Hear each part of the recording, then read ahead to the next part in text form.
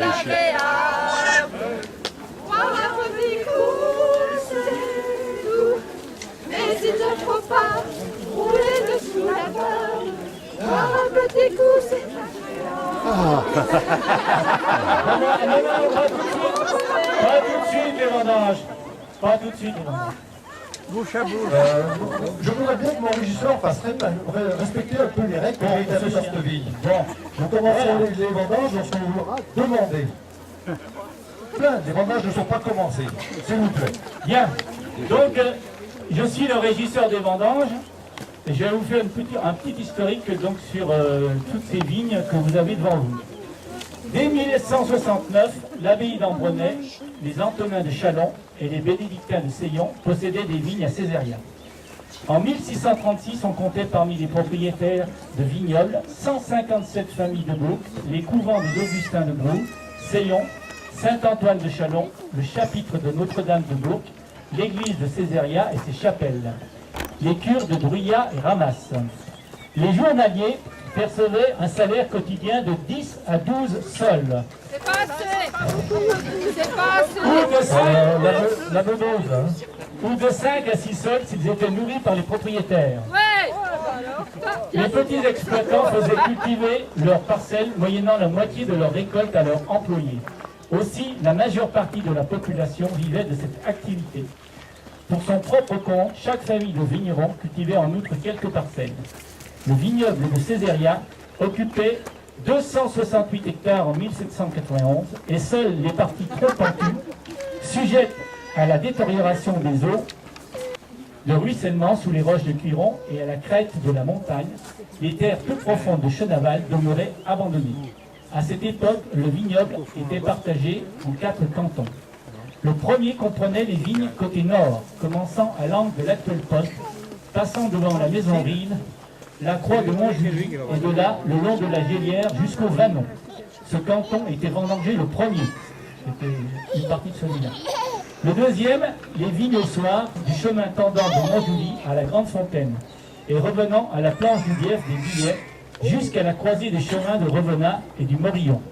Puis, suivant le chemin du Morillon jusqu'à la fin de Revenat. Il était vendangé le lendemain du précédent. Le troisième, depuis la maison Marcelin, suit le chemin pour rejoindre celui de la Pérouse. De là, continue dans la même direction jusqu'à la route Nantua-Bourg et s'arrête aux confins de Césaria.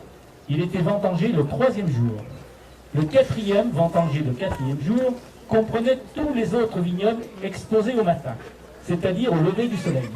Bien entendu, le grappillage précédant la récolte était strictement interdit et les amendes étaient dissuasives. À vous, M. Marquis. Oui, cher régisseur, je voulais simplement mettre une aparté à votre discours qui était fort bien dit. Je ne sais pas si cette année je ne vais pas prendre mon droit de cuissage, voyez-vous. Ce n'est pas dans le texte, M. Marquis. Non, mais c'était pas l'envie qui m'a manqué. Mais c'est pas agréable. Mais par contre, cher régisseur, vous êtes bien de mon avis, il faut commencer les vendanges. Tout à fait, avec les journées ensoleillées que nous avons eues, les grains sont gorgés de sucre et leur couleur témoigne de leur maturité. Vous pouvez goûter. Je ne vais pas le goûter parce que... Mais vraiment des belles grappes, hein. Oui, oui, oui. Une bonne année. La cuvée s'annonce des meilleures. Donc, je crois qu'il faut qu'on appelle les vendangeurs. Oui, il faut avancer les vents. Tout à fait. Vendangeurs, vendangeux, mes bonnes gens, au travail!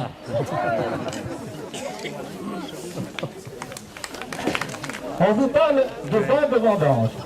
Il s'agit de la réglementation qui prévaut pour les vignobles et désigne la période officielle pendant laquelle les raisins sont à maturation et peuvent être vendangés.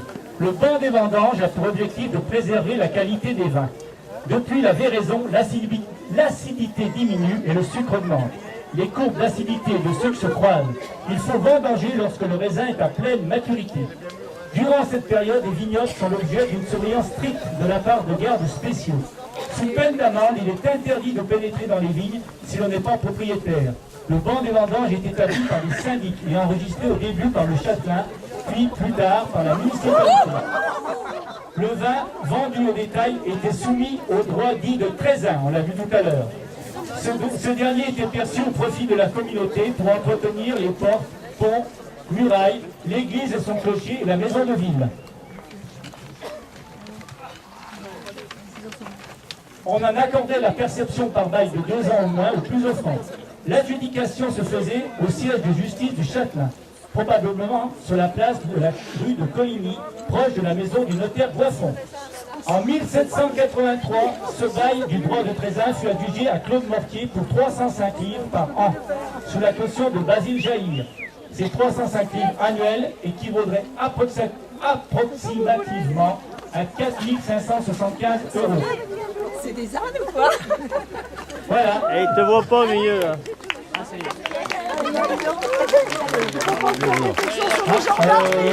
Monsieur le marquis, je crois que vous allez avoir des ennuis. Nous allons avoir des ennuis. Voilà l'adjudant, le chef Mabillon et l'adjudant junior. Tout le monde a compris que nous avons vendangé avant l'ouverture du banc des vendanges. C'est interdit. Monsieur, vous connaissez la loi. Pas de Que se vendange passe-t-il? ce jour. Que se passe-t-il? Il faut attendre la publication des bancs. Oui, mais nous, on voudrait vendanger. Nous, sinon tout est perdu.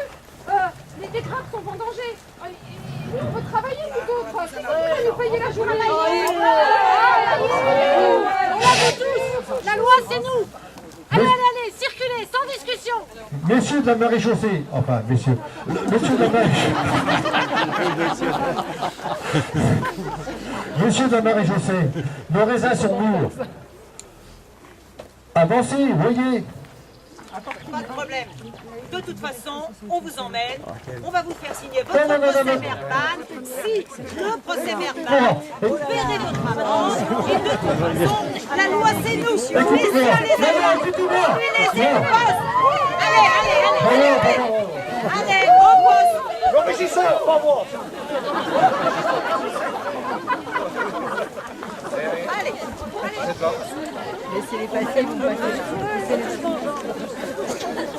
Libéré.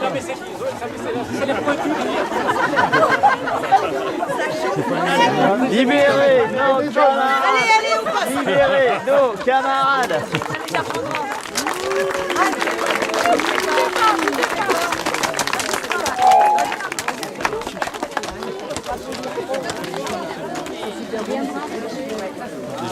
Tenir les choses.